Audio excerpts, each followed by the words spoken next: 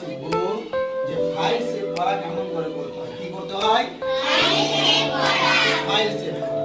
তাহলে file save করাগুলো আজকে শিখবো। দেখো সুন্দর ছবিটি আঁকার পরে ধরো কিছু আঁকলা তোমরা, একটা রেক্টেঙ্গেল আঁকলা, এটার নাম কি? রেক্টেঙ্গেল। তো এবার রেক্টেঙ্গেল আঁকার পরে এটা তুমি এবার পরে দেখবা। কি করবা? ধরো তোমার কাজ হলো কি আমি স্যার এটা আমি আঁকলাম, এটা কিছু একটা আঁকলাম, দিয়ে আমি এবার এই জিনিসটাকে আমি করে দেখবো। আমি কি করবো? করে দেখবো। ঠিক আছে? তাহলে স্যার এবার আমি কি করবো? তখন তোমাকে কি করতে হবে?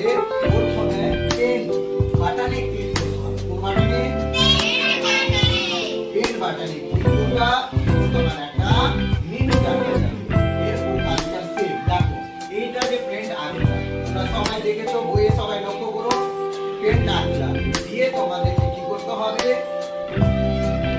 এরকম একটা জিনিস থাকে, এরকম কি থাকে? এরকম থাকে, থাকে না? এবার ওই জিনিসটাকে তোমাকে ক্লিক করতে হবে। যখনই তুমি ক্লিক করবা তখন এরকম একটা মেনু চালু হবে, যেখানে লেখা থাকবে সেভ। কি লেখা থাকবে?